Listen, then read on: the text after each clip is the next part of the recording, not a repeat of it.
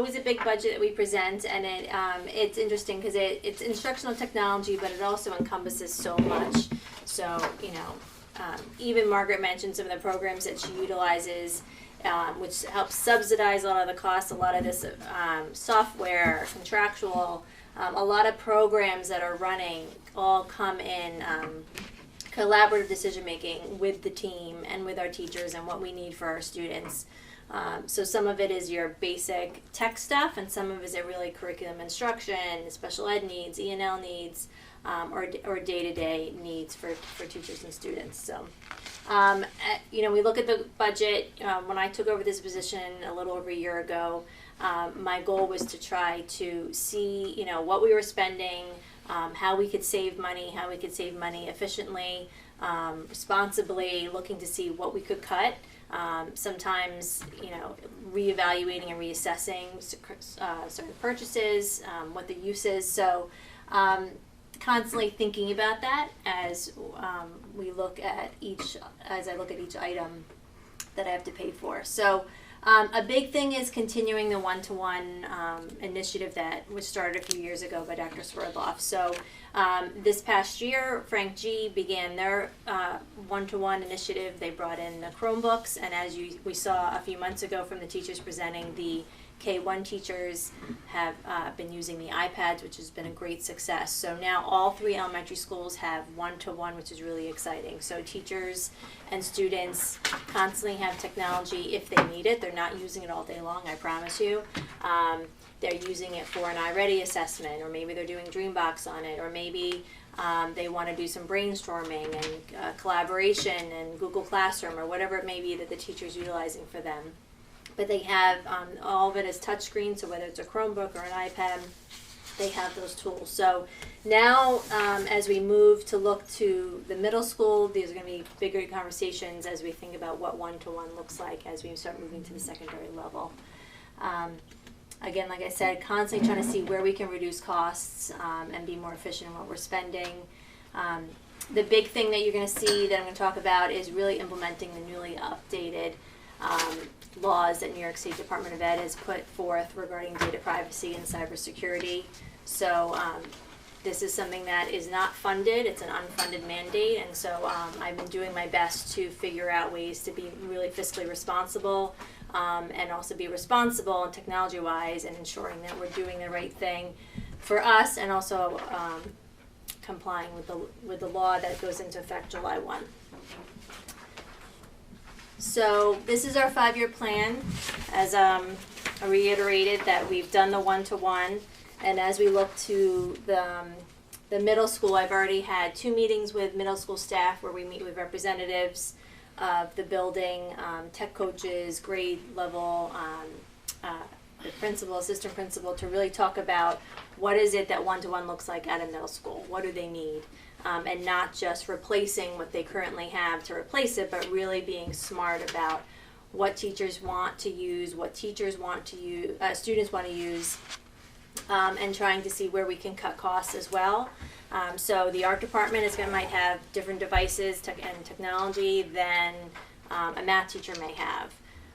In this, we're replacing all desktop computers. We're trying to figure out ways to buy enough. It seems like Chromebooks is what the building wants mostly, but trying to figure out ways to manage this. They're not in the same classroom all day long. They don't have a homeroom teacher that they start and end with, so trying to be creative and strategic in what the schedule looks like and how we're going to manage that. I don't want to buy more Chromebooks than we need just for convenience. So the staff has been really good, and we're trying to brainstorm ways of working around that. This building itself is on 6 years now on our desktop computers, so it's time to upgrade them as well to make sure that we're up to date with all for security and just efficiency. And then the following year will be the high school's turn for their upgrade in this cycle. So hardware, you won't see a change in the cost for hardware. This number is here and proposed because a lot of the money of the things that we purchase, as I just referenced, do come out of the lease. However, it's important that we have money for emergency funds. So 2 summers ago, we needed to replace 2 servers, they got overheated, or maybe things just after a while, things start to fall apart, or something could happen. So we need to be able to run our system, and making sure that we have the money in the equipment code ready to go if we need it. We're also, Project Lead the Way has specific requirements for the devices that they need, so I'm constantly looking to see how I can keep up with what specs they need and the numbers of computers and laptops they need. But again, the majority of this is really for, we hope we don't need it, but we have it there in case we do. When we look at our contractual details, something you'll notice in this, I wasn't in the presentations in the past, but we mentioned BOCES a lot today. I broke out the codes a lot, and I've been doing a lot of work in collaboration with others to really figure out how we can purchase more through BOCES. So you'll see that there's some changes in contractual and software because there is a separate line item for BOCES services. But things that we can't get through BOCES, we can't get through BOCES. So our technology support and staff, so for example, EduTech, who are vital to the day-to-day operation and long-term planning that comes out of this code. Our internet or phone or cable services. So we have internet for the district, but we also have cable and phone for emergency and backups.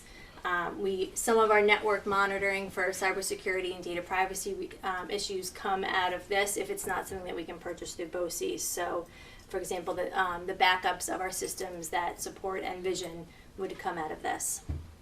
Infinite Campus, which is our student information system, which is how we communicate to parents in case of emergencies and closings. It's how we capture report cards.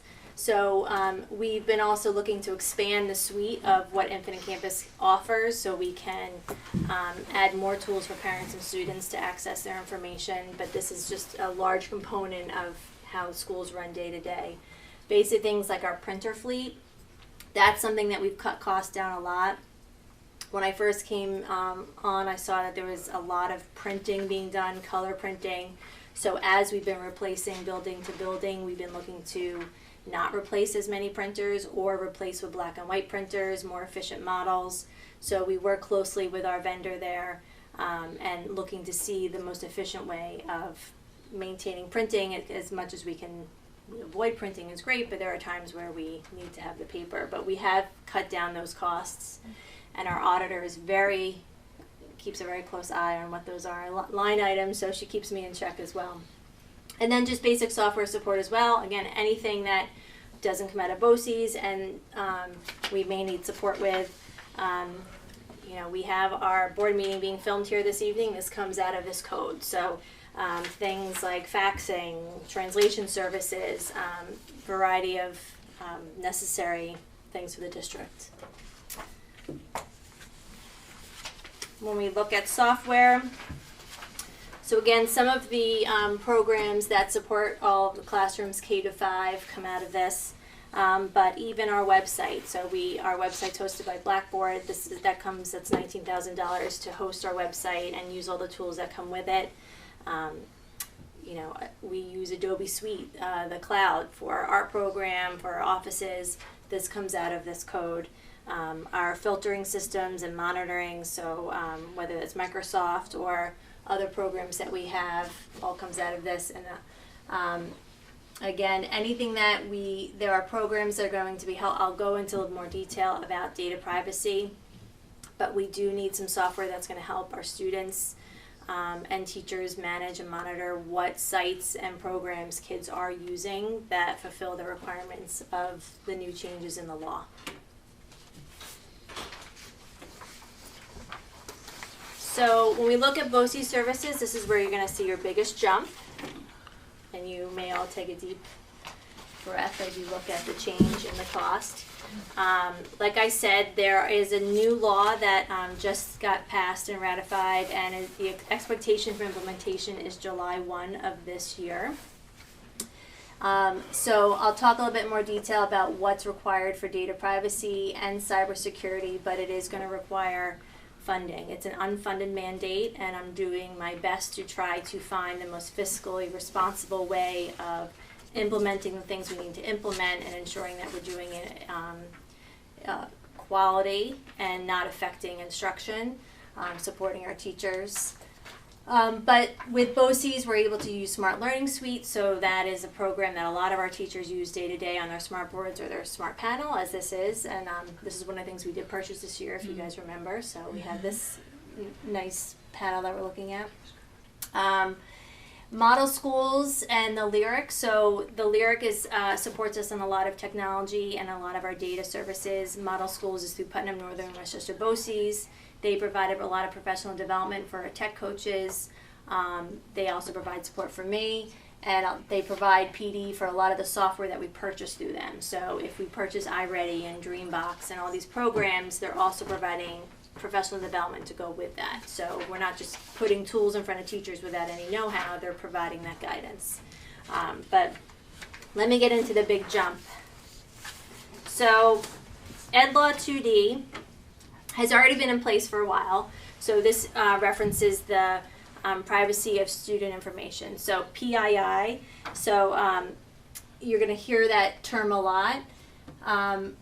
So EdLaw 2D has a few different parts, and it's just to touch upon it. As you can see, it was just passed this past January with the implementation of July 1. This is going to require the appointment of a data privacy officer. Some of this information will go into more detail at our next policy meeting, but a data privacy officer needs to be appointed in the district that's going to ensure and manage that any vendor or any program or software that our students utilize or teachers utilize protect our students' information, and that could just be someone's first and last name. It could be a student's email address. So currently our teachers have approximately 200 different programs that they use that are free, which is great. So teachers have been very innovative. They do a lot of their own research on programs that they love. They bring them into the classroom. They've been amazing tools. However, because they're free, and they might collect a student's email or first and last name, we can't at this time guarantee that that information isn't being used or sold. And that's one of our responsibilities per this regulation that we do. So every vendor, in order for us to continue to use them past July, we need to have a parent bill of rights per vendor and a contract signed per vendor. So we're talking about almost 200 free vendors.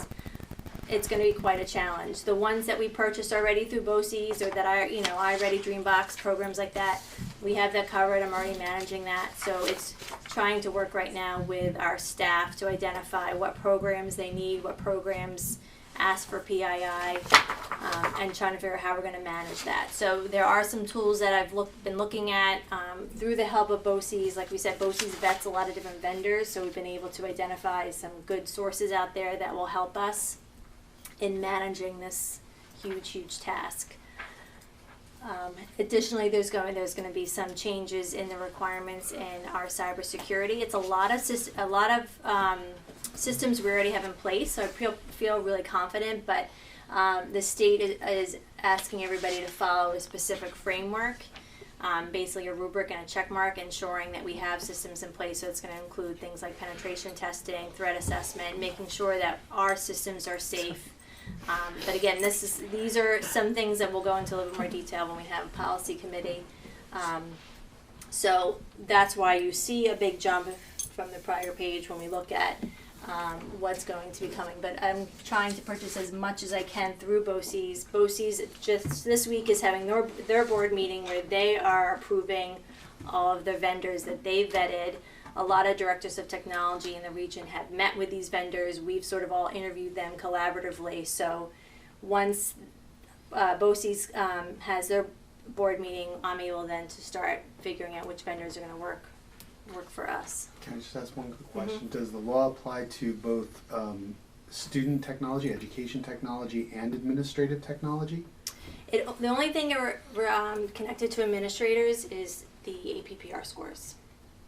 Okay, so our financial systems, everything else It has nothing to do it is with not students. Included in this. Yeah. It has nothing to do with student data. That's the Okay. data privacy part of it. The cybersecurity covers everything. The cybersecurity covers everything.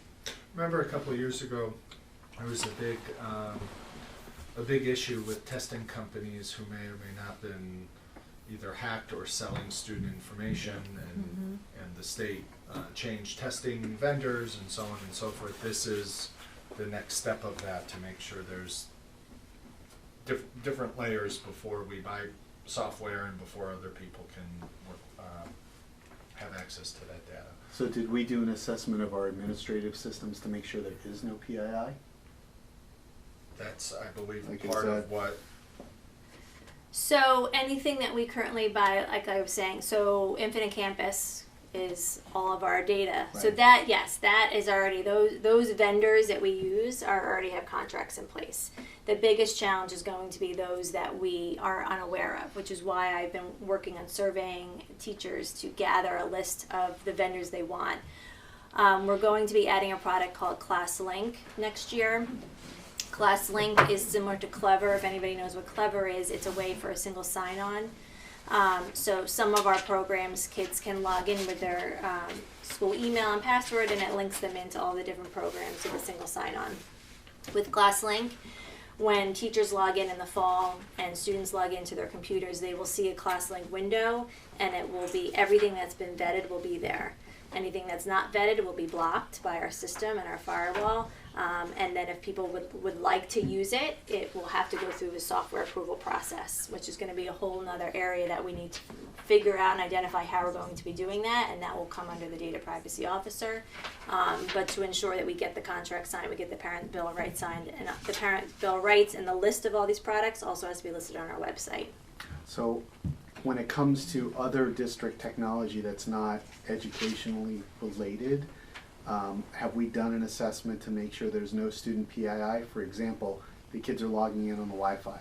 So on the Wi-Fi systems, you're going to have the student's email address and possibly some name information related to it.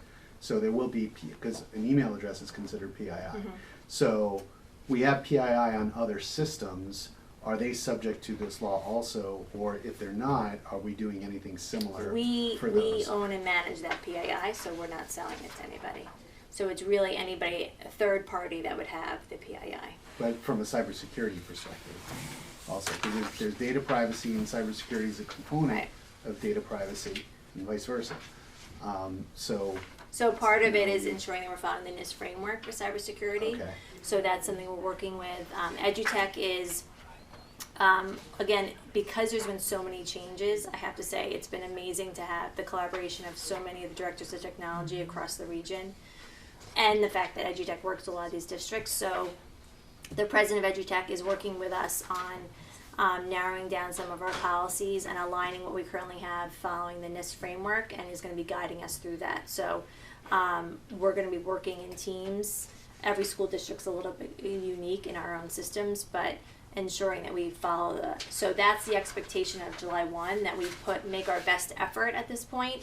If we're not 100% in compliance come September, the state is asking that we make our best effort, and already we're making our best effort by changing some of the systems we have in place, changing some of the tools that we're using, and by really this spring and summer and up until this week when we had to start planning for who knows what, that's what really where a lot of my head's been at and focusing and working on. Some of that just got paused this week, but I think I answered that question.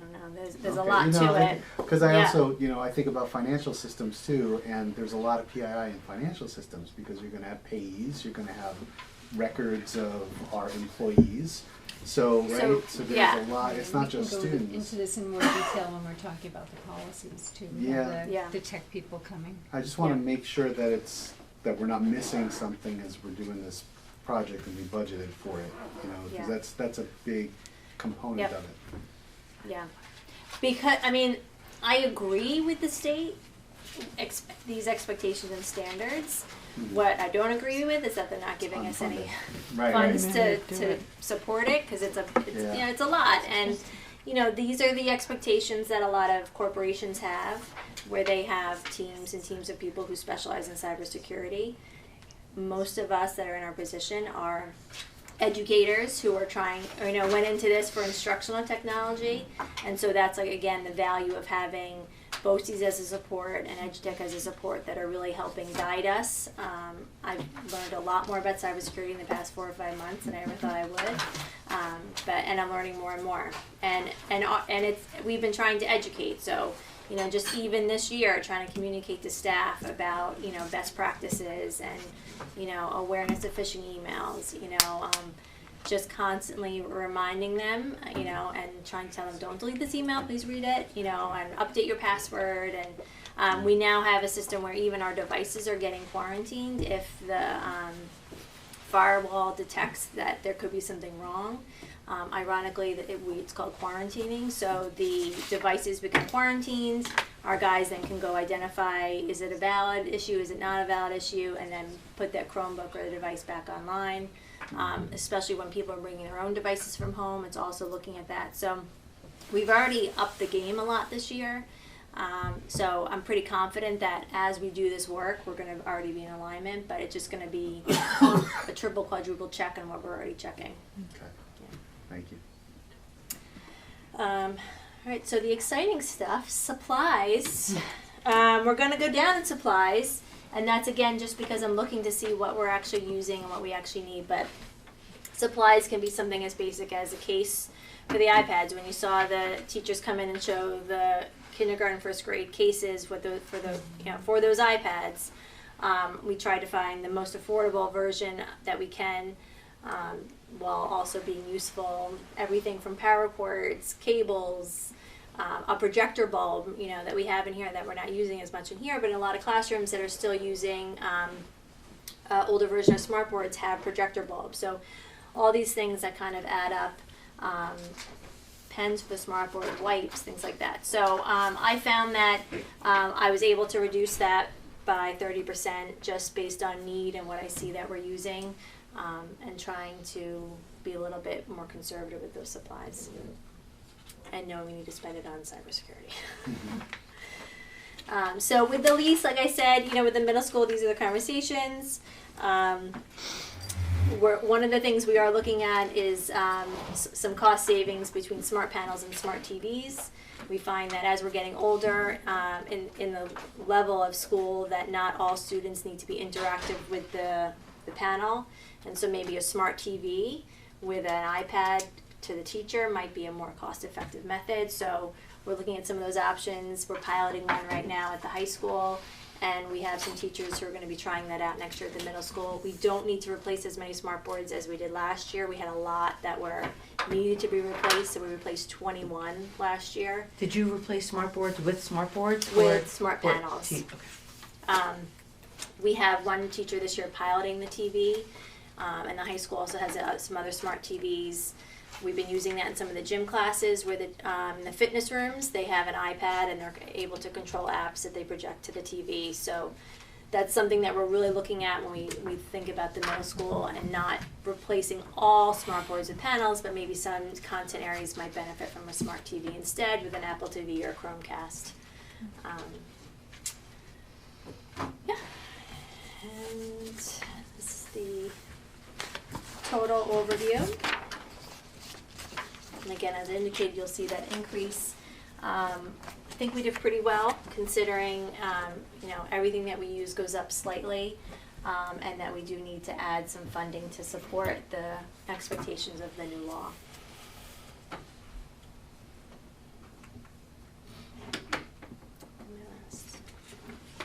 That's Corey down there. What do you need? There you are, Corey. Any questions? Any further questions, I should say? No? Thank you very much. That was a very Thank you. excellent, Very thorough comprehensive. presentation.